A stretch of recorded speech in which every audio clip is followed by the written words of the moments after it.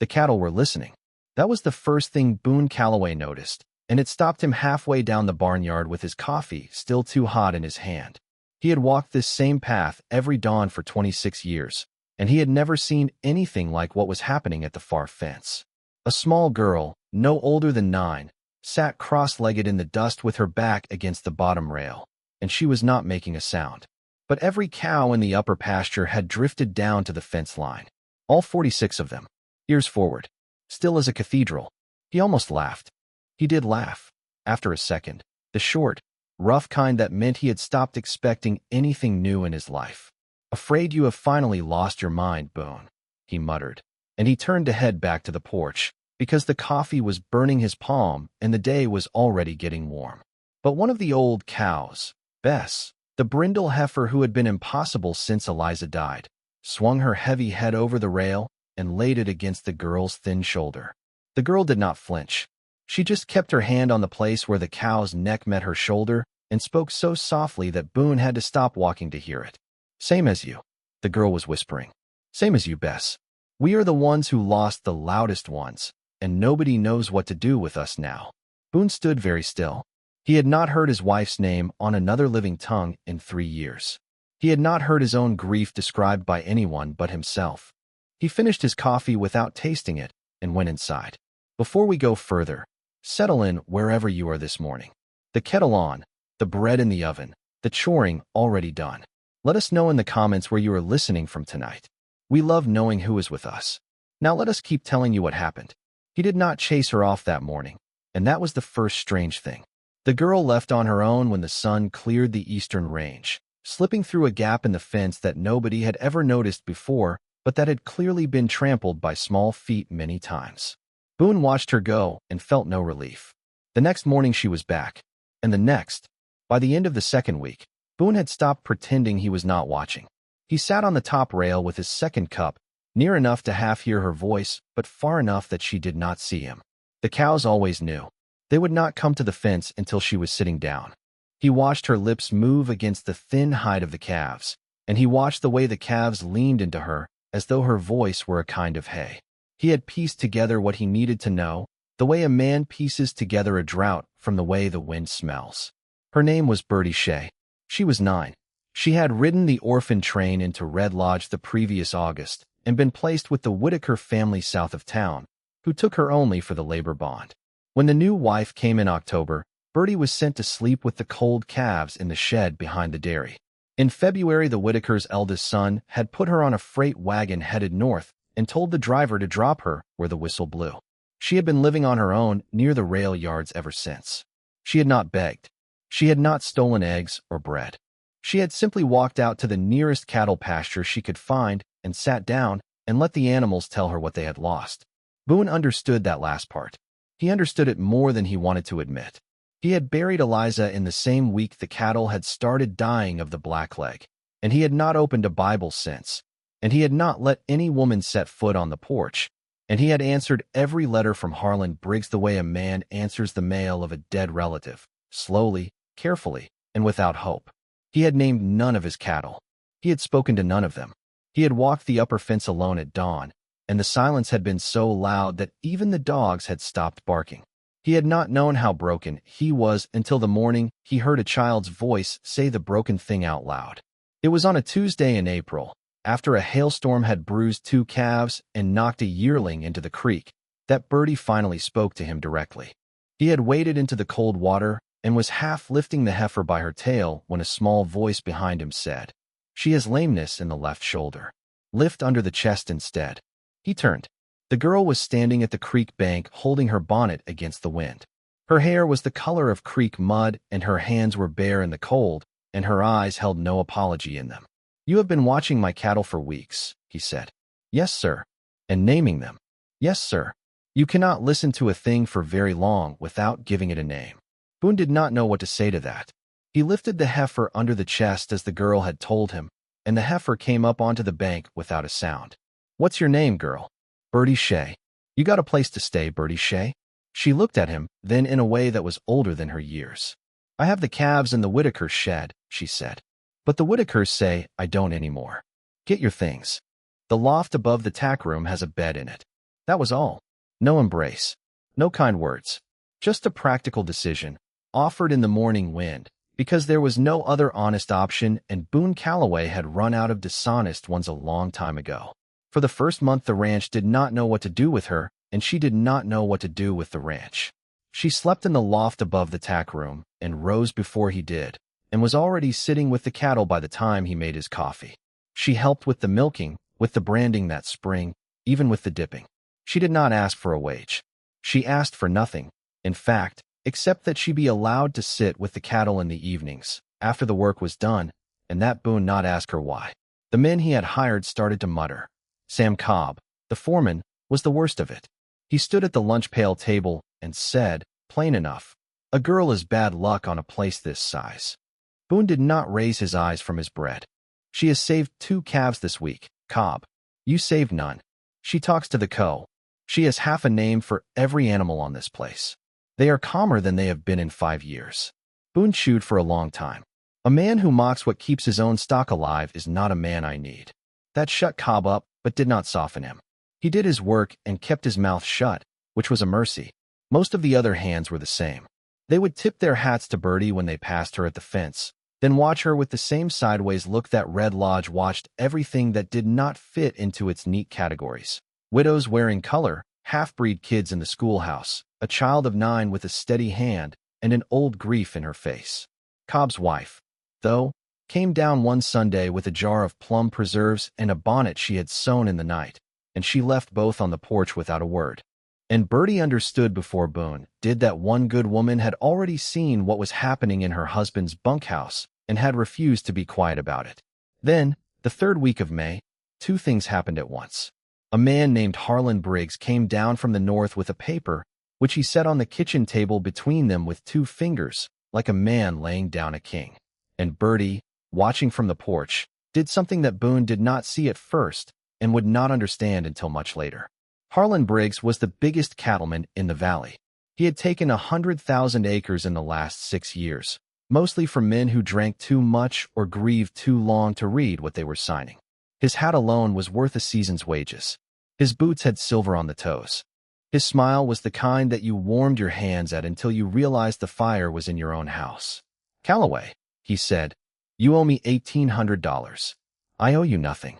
You owe me the grazing fees for the Upper Creek since January. There is the paper. Your father signed it in 1854. My father died in 1858. There is the paper still." Boone read it. It was written in his father's hand. The signature was his father's. The paper was real, but the numbers were wrong, and the date was wrong, and somewhere behind his eyes a slow bell began to ring. "This is forged." "Now, Boone." Harlan's voice was satin over a knife. "You would not say a word like that in the open air." "I said it." "You would not say a word like that twice." From the porch, Birdie watched Harlan and his man, Jessup Dutton, the forger from up north, walk back to the wagon. She watched Dutton's hands. He had ink on his right index finger. He always had ink on his right index finger, because he practiced his craft in his sleep, and his dreams wrote what his waking hands had to copy during the day.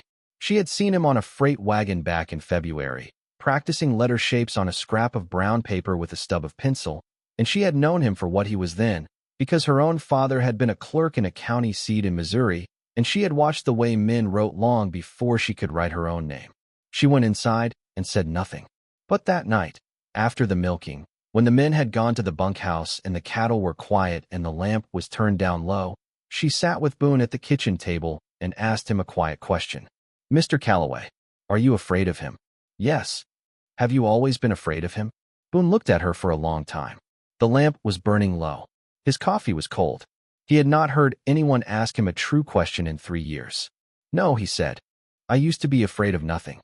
Now I am afraid of everything. The difference is who I used to wake up beside."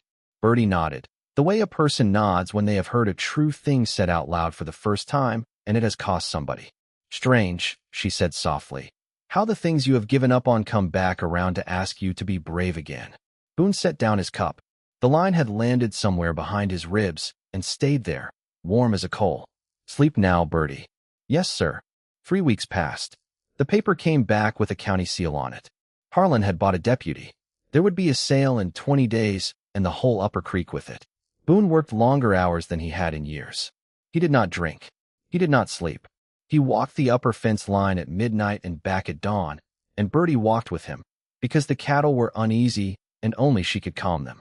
The horses knew her, too. Even the colt that had kicked 2 men in the spring let her lay her hand on the bridge of his nose. On the morning of the 19th day, Jessup Dutton came back. He brought 4 men. They came through the south pasture at first light, taking the yearlings before anyone was up to see them. Birdie saw them first. She had been sitting at the fence as she always did, waiting for the herd to drift in for the morning.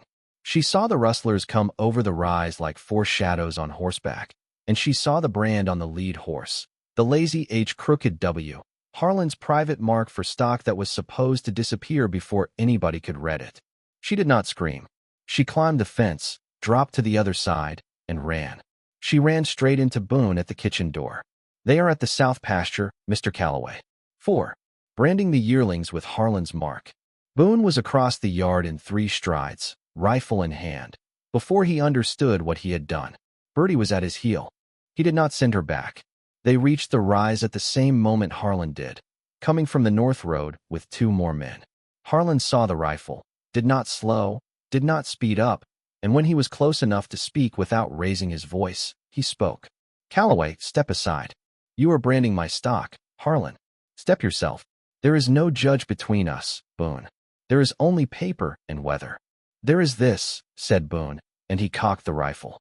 He had not cocked a rifle in front of another man since 1879. The first shot was Dutton's. He had a pistol and he was quick and he was aiming at Birdie, because Birdie was the smallest one and the slowest and the easiest one to make the other man put the rifle down. The shot went wide. Birdie had not stood still.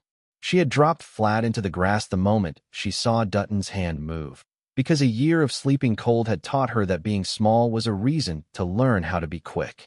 Boone fired. Dutton went down on one knee, gripping his shoulder. The rest of it happened fast. Harlan's men turned. The yearlings scattered. Harlan's own horse shied and threw him sideways into the sage, and he came up with his silver-trimmed hat in the dirt and his face drained of color and something cold in his eyes. "Take your man and go," said Boone. "You come back, I will not miss." Harlan climbed into the wagon without a word. Dutton was lifted beside him, bleeding and swearing. They moved off down the north road with the morning still wet on it. Boone knelt in the grass with his rifle across his knees and did not move for a long minute. Birdie, still flat in the grass beside him, watched his hands. They were shaking. "Mr. Calloway." "Yes." "You are trembling." "Yes." "Good," she said. "That means you are a man again." The Whitakers heard about it before sundown. The eldest son came riding up to the ranch house with a paper of his own, which was a bill of sale made out to a man in Butte for the right to send a child west on a freight wagon, signed in his own hand and dated in February. He was trying to make it sound like a kindness. He was trying to make it sound like he had done her a favor. Boone met him at the gate. He did not raise his voice. He did not need to. "Boy," he said, "you ride back the way you came. You ride back to your father's house. You tell him I will be in Red Lodge on Saturday with the sheriff and with Birdie. If he wants to stay in this valley, he will meet us at the courthouse. If he does not, he can take his bill of sale and his son and his whole family out of the territory before the snow comes." The boy turned his horse without a word. The next morning, Birdie did not go to the fence at the usual time. Boone noticed because the cattle noticed, and the upper pasture was loud with the absence of her. He found her in the tack room, sitting on a turned-over bucket with her hands folded over her knee, the way a much older child might sit after a much harder year. "Sit down, Mr. Calloway," she said. He sat. "I have not told you about my brother." "No." "His name was Thomas. He was 4. He died on the train. There was a fever. I held him for 2 days and nights, and there was nothing I could do except talk to him, because I did not know the Lord yet, and I did not know the doctor, and he was the only one left who liked the sound of my voice." She did not cry when she said it. She had cried it out somewhere very far away and very long ago, and the place in her that cried was not the place she used anymore. "That is why you talk to the cattle. They will always listen, Mr. Calloway, even when they cannot do anything about it. They will always stay with you while it happens." Boone reached across the space between them and laid his hand on her small shoulder. He had not laid his hand on a child in 3 years. The weight of it surprised him. The kindness of it surprised him more. "Birdie." "Yes, sir." If anything happens to you on this place, I will lay down beside it and not get up again. I know, she said. That is why I am going to fix it. She unfolded her hands, and in them was a torn scrap of brown paper with 3 letters on it, written in pencil, in a hand she had seen practiced on a freight wagon back in February. She had picked it up out of Dutton's coat that morning, while the man was bleeding and swearing and nobody was watching the back of the wagon. The letters were H, L, C. Harlan. Land. Calloway. It was the practice mark for the forged signature, the very same paper that had come back with the county seal, the one a county clerk in Red Lodge would have to look at, side by side, with the original 1854 letter to confirm what had been done. Boone stared at the scrap of paper. He looked at the girl. He looked back at the paper. How did you? I pay attention, Mr. Calloway. It is the only thing I have ever been good at. If this story is moving you, you are exactly who we are telling it for. A like and a subscribe tells us to keep going. The county clerk sat behind his desk, and he did not want to be there. He was a small man with a waxed mustache that was trembling slightly above his lip. He had eaten breakfast with Harlan Briggs. He had taken a purse. He had stamped a paper. Now he was looking at the brown scrap of paper that Birdie had pulled from inside Dutton's coat and laid, with the calm hands of a child, in front of him. He laid the practice letters beside the forged signature. He laid that beside the original 1854 letter, the one Treasure Calloway had written in his own hand the year his son was born. The clerk laid them in a row, the way a man lays out 3 cards in a faro hand. The H in Harlan's practice mark was too wide. The H in the forged signature was too wide.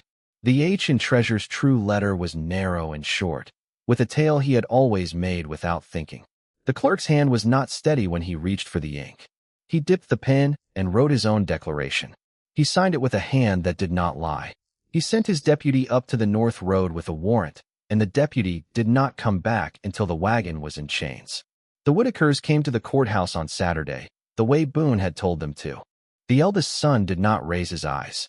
The father signed his own confession and his own fine without a word, and the fine was large enough that it bought Birdie a new pair of shoes and a proper bed, and, for the first winter she could remember, a coat that did not belong to anyone else first. Boone walked Birdie home from the county seat in the early evening. The day was wide and gold, and the sage smelled of itself. Birdie was tired. She had not slept in 2 nights. Boone carried her on his left arm the last half-mile, because she had asked him to, and because she had earned it. What happens to him, Mr. Calloway? He will go to prison, Birdie. The judge and Helena said 6 years, and he said it loud enough that the back of the room heard it. What happens to his land? It goes back to the men he took it from. Will the men want it back? Some of them. Some of them won't. Some of them.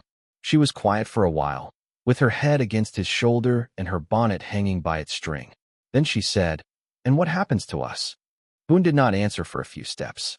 The house of the ranch was just visible above the rise, and the cattle were already drifting to the upper fence, waiting for her. "Tomorrow I sign the papers that put your name on the deed, Birdie Shea. You are 9 years old. You will be the youngest landowner in the territory.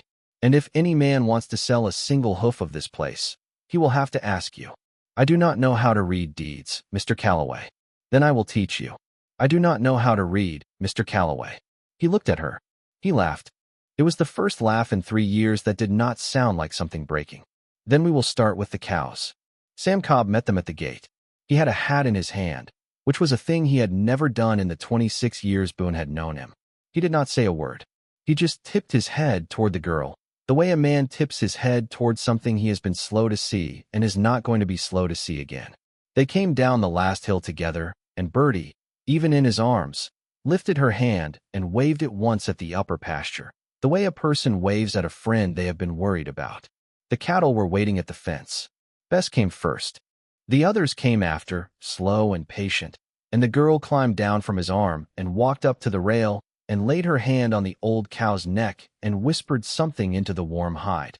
And the cow laid her head down on the girl's shoulder the way she had every morning for months, and the herd drifted in around them both like the world was finally made of the right thing. Boone stood in the yard and watched her, and felt, for the first time in 3 years, that something had come home.